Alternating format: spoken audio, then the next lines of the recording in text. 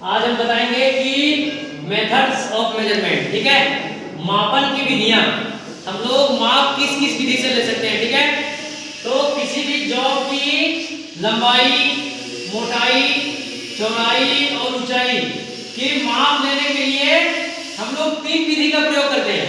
ठीक है, किसी भी जॉब की लंबाई, मोटाई, चौड़ाई और ऊंचाई, ये चारों का माप लेने के लिए हम लोग 3 विधि का प्रयोग करते हैं। ठीक है, पहला हो गया मेरा डायरेक्ट मेजरमेंट, दूसरा हो गया इनडायरेक्ट मेजरमेंट और तीसरा हो गया कंपैरेटिव मेजरमेंट।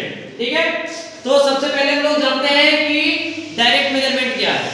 ठीक है, तो डायरेक्ट मेजरमेंट में क्या होता है कि किसी भी जॉब का माप हम लोग सीधा मेजरमेंट टूल से लेते हैं। समझ में आया? मापन औजार से लेंगे। जैसे मापन औजार में क्या हो गया, अस्टी टूल, डायरेक्ट अस्टी टूल से माप ले रहे हैं तो मेरा डायरेक्ट मेजरमेंट हो गया। डायरेक्ट माइक्रोमीटर से ले रहे हैं तो वो मेरा डायरेक्ट मेजरमेंट हो गया। ठीक है, डायरेक्ट वर्नियर कैलिपर से ले रहे हैं तो वो मेरा डायरेक्ट मेजरमेंट हो गया। मतलब डायरेक्ट मेजरमेंट में हम लोग किसी भी जॉब का माप सीधा मेजरमेंट टूल से ले लेंगे। क्लियर है? Direct measurement. अब सेकंड में आ जाएगा मेरा इनडायरेक्ट मेजरमेंट। इनडायरेक्ट मेजरमेंट में क्या होता है, किसी भी जॉब का माप हम पहले कैलिपर्स से लेते हैं। ठीक है, जैसे मान लीजिए कि किसी का बाहरी माप लेना है।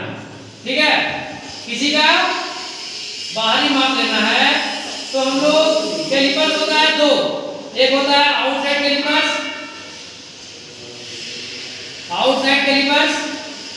और एक इनसाइड कैलिपर्स। समझ में आया? आउटसाइड कैलिपर से किसी जॉब का बाहरी माप लेंगे और फिर उस माप को मापने के लिए हम लोग अस्टी टूल का प्रयोग करेंगे तो वो मेरा इनडायरेक्ट मेजरमेंट हो गया। समझ में आया? किसी भी जॉब का बाहरी माप लेने के लिए मान लीजिए हम सबसे पहले आउटसाइड कैलिपर से उसका माप लिए और उस माप को फिर हम लोग किससे मापे, अस्टी टूल से मापे, तो वो मेरा इनडायरेक्ट मेजरमेंट हो गया। अब मान लीजिए कि अंदरूनी माप हमको लेना है। अंदरूनी माप लेने के लिए सबसे पहले हमको इनसाइड कैलिपर का प्रयोग करना पड़ा और फिर उस माप को मापने के लिए हमको अस्टी टूल का प्रयोग करना पड़ा। समझ में आया? तो हम लोग इसको इनडायरेक्ट मेजरमेंट कहेंगे। इनडायरेक्ट समझ में आया? इनडायरेक्ट मेजरमेंट में हमको सहायक टूल्स के रूप में कैलिपर्स का प्रयोग करना पड़ता है। ठीक है, ये मेरा आउटसाइड कैलिपर्स और इनसाइड कैलिपर्स सहायक टूल्स हो गया।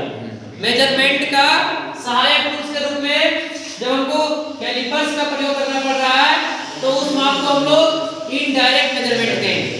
ठीक है, अब अगला आ गया तुलनात्मक माप।